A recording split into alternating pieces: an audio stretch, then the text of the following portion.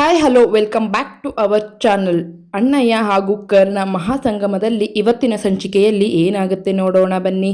ಶುರುವಿನಲ್ಲಿ ಶಿವು ಮೈ ಮೇಲೆ ದೇವಿ ಬಂದಿರ್ತಾರೆ. ಶಿವು ಮೈ ಮೇಲೆ ದೇವಿ ಬಂದು ಎಲ್ಲರಿಗೂ ಉತ್ತರವನ್ನು ಕೊಡ್ತಾ ಇರ್ತಾರೆ. ಆಗ ಪಾರು ಶಿವು ಅಂದರೆ ದೇವಿ ಹತ್ರ ಹೋಗಿ, ದೇವರೇ ನೀನೇ ನನ್ನನ್ನು ಕಾಪಾಡಬೇಕು, ನನಗೆ ಮುಂದಿನ ದಾರಿ ತೋಚ್ತಾ ಇಲ್ಲ ಅಂತ ಹೇಳಿದಾಗ ಶಿವು ಜೋರಾಗಿ ನಗ್ತಾನೆ. ನೋಡು ಮಗಳೇ, ನಾನು ನಿನಗೆ ದಾರಿಯನ್ನು ತೋರಿಸ್ತೀನಿ. ನಿನಗೆ ದಾರಿ ಬೇಕು, ಹಾಗೆ ಸತ್ಯದ ಹರಿವು ನಿನಗೆ ಆಗಬೇಕು ಅಂದರೆ ದೇವಿಯನ್ನು ಹಿಂಬಾಲಿಸು ಅಂತ ಶಿವು ಅಲ್ಲಿಂದ ಓಡಿ ಹೋಗ್ತಾನೆ. ಆಗ ಪಾರು ಕೂಡ ಶಿವು ಹಿಂದೆನೇ ಓಡಿ ಓಡಿ ಬರ್ತಾಳೆ.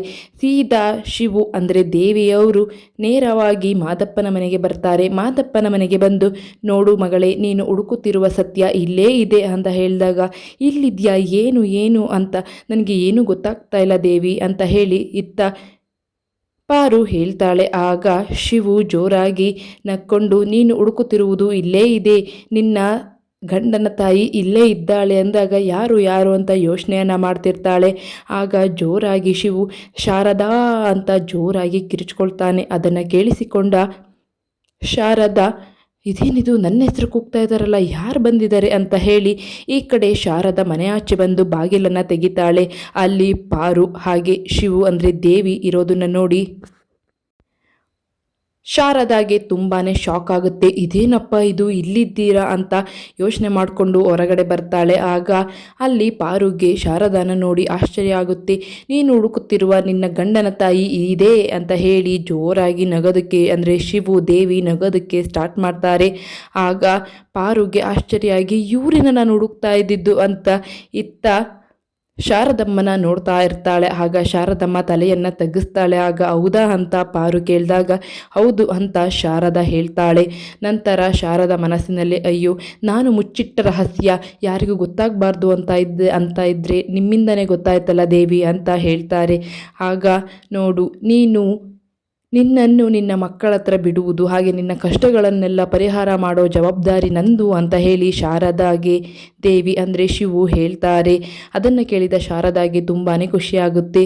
ತಾಯಿ, ನನ್ನನ್ನು ಹುಡುಕೊಂಡು ಇಲ್ಲಿವರೆಗೂ ಬಂದಿದೆಯಾ ಮಕ್ಕಳವ್ವ, ನಾನು ನಿನಗೆ ಆರತಿಯನ್ನು ಮಾಡ್ತೀನಿ ಇರು ತಾಯಿ ಅಂತ ಓಡೋಗಿ ಆರತಿಯನ್ನು ಮಾಡ್ತಾಳೆ. ಇತ್ತ ಪಾರುಗಂತೂ ತುಂಬಾ ಖುಷಿಯಾಗುತ್ತೆ.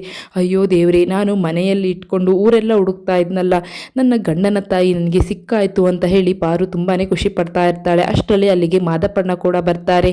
ಮಾದಪ್ಪಣ್ಣನಿಗೆ ನೋಡಿಬಿಟ್ಟು ಪಾರುಗೆ ತುಂಬಾ ಖುಷಿಯಾಗುತ್ತೆ. ಪಾರು, ಮಾದಪ್ಪಣ್ಣ ನೋಡಿ, ಇವರೇ ನಮ್ಮ ಶಿವು ತಾಯಿ ಅಂತ ಹೇಳಿದಾಗ, ಹೌದಮ್ಮ, ನನಗೆ ಎಲ್ಲ ಸತ್ಯ ಗೊತ್ತು, ಆದರೆ ಶಾರದಮ್ಮ ಏನನ್ನು ಹೇಳ್ಬೇಡಿ ಅಂತ ಹೇಳಿದರು, ಹಾಗಾಗಿ ನಿನ್ನ ಹತ್ರ ಏನು ಹೇಳಿರಲಿಲ್ಲ, ದಯವಿಟ್ಟು ತಪ್ಪು ತಿಳ್ಕೊಬೇಡ ಅಂತ ಹೇಳ್ತಾರೆ. ಆಗ ಪಾರು, ಅಯ್ಯೋ ಪರವಾಗಿಲ್ಲ, ನನಗೆ ಈಗ ನಮ್ಮ ಅತ್ತೆ ಸಿಕ್ಕಾಯಿತು, ಅತ್ತೆ ನೀವೇನು ಯೋಚನೆ ಮಾಡಬೇಡಿ ಅಂತ ಹೇಳ್ತಾರೆ. ಅಲ್ಲಿಂದ ಶಿವು ದೇವಿ ಅಲ್ಲಿಂದ ಹೊರಟು ಹೋಗ್ತಾರೆ. ಇತ್ತ ಪಾರು ಯೋಚನೆಯನ್ನು ಮಾಡಿಕೊಂಡು, ಅತ್ತೆ, ನಿಮ್ಮನ್ನು ನಾನು ಒಂದು ಮಾಡ್ತೀನಿ, ನಿಮ್ಮ ಮಕ್ಕಳು ಹಾಗೆ ನಿಮ್ಮ ಮಗ, ನಿಮ್ಮನ್ನು ಮೂವರನ್ನು ಒಂದು ಮಾಡುವಂತಹ ಜವಾಬ್ದಾರಿ ನಂದು ಅಂತ ಪಾರ್ವತಿ ಹೇಳ್ತಾಳೆ.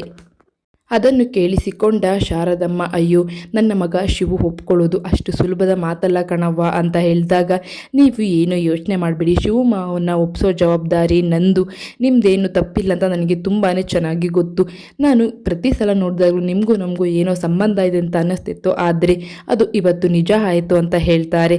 ಅಲ್ಲಿಂದ ಪಾರ್ವತಿ ಖುಷಿಯಿಂದ ಹೊರಟೋಗ್ತಾರೆ. ಇತ್ತ ಶಾರದಮ್ಮ, ಮಾದಪ್ಪಣ್ಣ, ಏನಿದು, ನಾನು ಮುಚ್ಚಿಟ ಸತ್ಯ ದೇವಿನೇ ಬಂದು ಹೇಳ್ದಂಗಾಯ್ತು ಅಂತ ಅಂದಾಗ, ಏನು ಯೋಚನೆ ಮಾಡಬೇಡಿ, ಎಲ್ಲ ಒಳ್ಳೆಯದಾಗುತ್ತೆ, ಇನ್ನು ಮುಂದೆ ಎಲ್ಲವೂ ಒಳ್ಳೆಯದಾಗುತ್ತೆ, ದೇವಿನೇ ಬಂದು ಹೇಳಿರೋದ್ರಿಂದ ಪ್ರತಿಯೊಂದು ಸಹ ಒಳ್ಳೆಯದಾಗುತ್ತೆ ಅಂತ ಈ ಕಡೆ ಪಾರ್ವತಿ ಹೋದ ನಂತರ ಮಾದಪ್ಪಣ್ಣ ಶಾರದಮ್ಮನಿಗೆ ಹೇಳ್ತಾರೆ. ಈ ಕಡೆ ಮತ್ತೆ ದೇವಿ ಬರ್ತಾರೆ. ದೇವಿ ಅಲ್ಲಿಗೆ ಬಂದುಬಿಟ್ಟು ಈ ಕಡೆ ನಿಂತಿದ್ದ ನಿಧಿ ಬಳಿ ಬರ್ತಾರೆ. ನಿಧಿ ಬಳಿ ಬಂದು, ನೀನು ನಿನ್ನ ಸ್ವಂತ ಅಂತ ಇರೋದನ್ನು ಯಾರಿಗೂ ಕೂಡ ಬಿಟ್ಕೊಡ್ಬೇಡ ಮಗಳೇ, ಅದು ನಿಂದೇನೆ, ಅದು ನಿಂಗೇನೆ, ಯಾವುದೇ ಕಾರಣಕ್ಕೂ ಕೂಡ ನೀನು ಯಾವುದೇ ಕಾರಣಕ್ಕೂ ನಿನ್ನ ಪ್ರೀತಿಯನ್ನು ನಿನ್ನವರನ್ನು ಬಿಟ್ಕೊಡ್ಬೇಡ ಅಂತ ನಿಧಿಗೆ ದೇವಿ ಹೇಳ್ತಾರೆ, ಅಂದರೆ ಶಿವು ಹೇಳ್ತಾರೆ. ಇದನ್ನು ಕೇಳಿದ್ದ ನಿಧಿಗೆ ತುಂಬಾ ಖುಷಿಯಾಗುತ್ತೆ. ಆದರೆ ಅದನ್ನು ಅಕ್ಕನಿಗೆ ತಾಳಿ ಕಟ್ಟಿದಾರಲ್ಲ ಅಂತ ಯೋಚನೆ ಮಾಡ್ಕೊಂಡಿರ್ತಾಳೆ.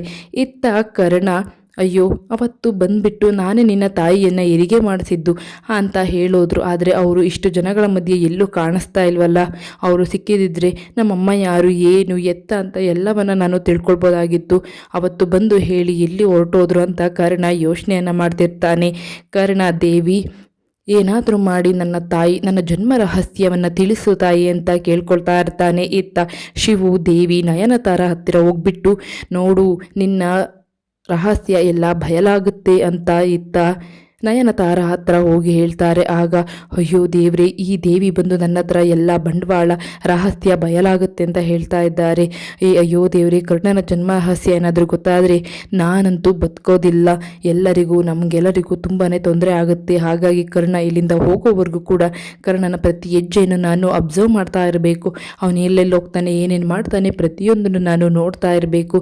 ನಾವು ಈಗ ತುಂಬಾ ಹುಷಾರಾಗಿರಬೇಕು. ಇಲ್ಲ ಅಂತ ಅಂದರೆ ಕರ್ಣನ ಜನ್ಮ ರಹಸ್ಯ ಗೊತ್ತಾಗುತ್ತೆ, ನಾನು ಮುಚ್ಚಿಟ್ಟ ಎಲ್ಲ ಸತ್ಯಗಳು ಗೊತ್ತಾಗುತ್ತೆ ಅಂತ ಇತ್ತ ನಯನತಾರ ಒಬ್ಬಳೇ ಮನಸ್ಸಲ್ಲಿ ಅಂದ್ಕೊಂಡು ಭಯವನ್ನ ಪಡ್ತಾ ಇರ್ತಾಳೆ. ಮತ್ತೆ ಈ ಕಡೆ ನಿತ್ಯ ಹತ್ರ ಬಂದ್ಬಿಟ್ಟು ದೇವಿ ಶಿವು ನೋಡು, ನೀನು ಆದಷ್ಟು ಬೇಗ ಎಲ್ಲ ಸತ್ಯವನ್ನ ಹೇಳಿಬಿಡು, ನೀನು ಹುಡುಕುತ್ತಿರೋದು ನಿನಗೆ ಖಂಡಿತ ಸಿಕ್ಕೇ ಸಿಗುತ್ತೆ, ನೀನು ಆ ಛಲವನ್ನು ಬಿಡಬೇಡ ಅಂತ ದೇವಿ ಅಂದರೆ ಶಿವು ದೇವಿಯಾಗಿ ಹೇಳ್ತಾರೆ. ಈ ಕಡೆ ನಿತ್ಯ ಯೋಚನೆಯನ್ನು ಮಾಡ್ತಾ ಇರ್ತಾಳೆ. ಅಯ್ಯೋ ದೇವ್ರೆ, ನನಗೆ ನನ್ನ ತೇಜಸ್ ಸಿಕ್ಲಪ್ಪ ದೇವ್ರೆ, ನಾನು ಇವತ್ತೇ ಎಲ್ರಿಗೂ ಸತ್ಯವನ್ನು ಹೇಳಿಬಿಡ್ತೀನಿ ಅಂತ ಮನಸ್ಸಿನಲ್ಲೇ ಅಂದ್ಕೊಂಡು ದೇವಿಗೆ ಕೈಯನ್ನು ಮುಗಿತಾಳೆ. ಈ ಕಡೆ ಎಲ್ಲವೂ ಮುಗಿದ ನಂತರ ಎಲ್ಲರೂ ಮನೆಗೆ ಬರ್ತಾರೆ. ಮನೆಗೆ ಬಂದ ನಿತ್ಯ ಯೋಚನೆಯನ್ನು ಮಾಡ್ತಾ ಇರ್ತಾಳೆ. ಅಯ್ಯೋ ದೇವ್ರೆ, ದೇವಿ ನನ್ನ ಹತ್ರ ಬಂದು ಹೇಳಿದ್ರು ನೀನು ಎಲ್ಲ ಸತ್ಯವನ್ನು ಹೇಳಿಬಿಡು ಅಂತ. ಇವತ್ತು ನಾನು ಎಲ್ಲ ಸತ್ಯವನ್ನು ಹೇಳೇ ಬಿಡ್ತೀನಿ ಅಂತ ಈ ಕಡೆ ನಿತ್ಯ ಹೋಗ್ತಾ ಇರ್ತಾಳೆ. ಅಷ್ಟರಲ್ಲಿ ಅಲ್ಲಿಗೆ ಕರ್ಣ ಬಂದು ನಿತ್ಯ ಅವರೇ ಎಲ್ಲಿಗೆ ಹೋಗ್ತಾ ಇದ್ದೀರಾ, ನಿಂತ್ಕೊಳ್ಳಿ ಅಂತ ಹೇಳಿದಾಗ, ನೋಡಿ ಕರ್ಣ ಅವರೇ, ನಾನು ಎಲ್ಲ ಸತ್ಯವನ್ನು ಹೇಳಿಬಿಡ್ತೀನಿ, ನೀವು ನನಗೆ ತಾಳಿ ಕಟ್ಟಿಲ್ಲ, ನಾನು ಪ್ರೆಗ್ನೆಂಟ್ ಆಗಿರೋದು ತೇಜಸ್ಗೆ ಅಂತ ಹೇಳ್ತೀನಿ, ದಯವಿಟ್ಟು ನನ್ನ ಬಿಟ್ಟು ಬಿಡಿ, ದೇವಿ ಹೇಳಿದ್ದಾರೆ ಅಂದಾಗ, ನೋಡಿ ನಿತ್ಯ ಅವರೇ, ದಯವಿಟ್ಟು ಈಗ ಈ ವಿಷಯವನ್ನು ಹೇಳಿಬಿಡಿ, ನಿಮಗೆ ಶಾಂತಿ ಅಂದರೆ ನಿಮ್ಮ ಅಜ್ಜಿ ಪರಿಸ್ಥಿತಿ ಗೊತ್ತೋ ಅಲ್ವಾ, ಸುಮ್ಮನೆ ಇಲ್ಲಿಂದ ಹೋಗುವಷ್ಟರಲ್ಲಿ ನಾನು ತೇಜಸ್ನ ಹುಡುಕ್ತೀನಿ ಅಂತ ಈ ಕಡೆ ನಿತ್ಯಗೆ ಕರ್ಣ ಸಮಾಧಾನವನ್ನು ಮಾಡ್ತಾ ಇರ್ತಾರೆ. ದಯವಿಟ್ಟು ಈ ವಿಷಯವನ್ನು ಹೇಳಿಬಿಡಿ ಅಂತ ಹೇಳ್ತಾ ಇರ್ತಾರೆ. ಇಲ್ಲ, ನಾನು ಹೇಳ್ತೀನಿ ಅಂತ ನಿತ್ಯ ಹೇಳಿದಾಗ ಕರ್ಣ ದಯವಿಟ್ಟು ಇಲ್ಲಿಂದ ಹೋಗೋವರೆಗೂ ಸುಮ್ಮನೆ ಇರಿ ಅಂತ ನಿತ್ಯನ ಸಮಾಧಾನ ಮಾಡ್ತಾರೆ. ಈ ಕಡೆ ನಿಧಿ ಒಬ್ಬಳೇ ಯೋಚನೆಯನ್ನು ಮಾಡ್ತಾ ಇರ್ತಾಳೆ. ಅಲ್ಲ, ದೇವಿ ಬಂದು ನಿನಗೆ ಸಿಕ್ಕೇ ಸಿಗುತ್ತೆ, ನೀನು ಅದನ್ನು ಪಡ್ಕೊಳ್ಬೇಕು, ನೀನು ಅದನ್ನು ಯಾರಿಗೂ ಬಿಟ್ಕೊಡ್ಬಾರ್ದು ಅಂತ ಹೇಳಿದ್ರು. ಆದರೆ ಕರ್ಣ ಸರ್ ಅಕ್ಕನ ಕುತ್ತಿಗೆಗೆ ತಾಳಿಯನ್ನು ಕಟ್ಬಿಟ್ಟಿದ್ದಾರೆ, ಅದನ್ನು ನಾನು ಹೇಗೆ ಹೇಳಲಿ, ಆ ದೇವಿ ನನ್ನ ಹತ್ರ ಯಾಕೆ ಈ ಥರ ಹೇಳಿದ್ರು ಅಂತ ಒಬ್ಬರೇ ಯೋಚನೆ ಮಾಡಿಕೊಂಡು, ಅಯ್ಯೋ ಕೃಷ್ಣ ನನ್ನನ್ನು ಈ ಗೊಂದಲದಿಂದ ನೀನೇ ಬಿಡಿಸ್ಬೇಕು ಅಂತ ಈ ಕಡೆ ಕೃಷ್ಣನನ್ನು ನೆನ್ಕೊಳ್ತಾ ಇರ್ತಾರೆ. ಅಷ್ಟರಲ್ಲಿ ಅಲ್ಲಿ ಕರ್ಣ ಬರ್ತಾರೆ. ಕರ್ಣ ಬಂದು ನಿಧಿಯವರೇ ಏನು ಯೋಚನೆ ಮಾಡ್ತಾ ಇದ್ದೀರಾ ಇಷ್ಟೊಂದು ಅಂತ ಕೇಳ್ತಾರೆ.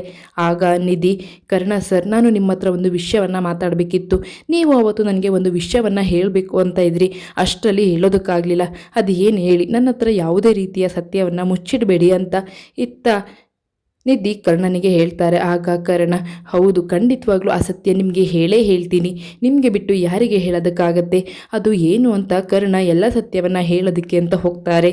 ಅಷ್ಟರಲ್ಲಿ ಅಲ್ಲಿಗೆ ಶಾಂತಿ ಬಂದು, ನಿಧಿ ಇಲ್ಲೇನು ಮಾಡ್ತಾ ಇದೆಯಾ, ಬಾ ಹೋಗೋಣ ಅಂತ ಹೇಳ್ತಾರೆ. ಆಗ ನಿಧಿ, ಅಯ್ಯೋ ಈ ಅಜ್ಜಿ ಈಗಲೇ ಬಂದುಬಿಟ್ರಲ್ಲ ಅಂತ ಮನಸ್ಸಲ್ಲಿ ಅಂದ್ಕೊಳ್ತಾರೆ. ಆಗ ಕರ್ಣ ಕೂಡ ಸುಮ್ಮನೆ ಆಗ್ತಾನೆ.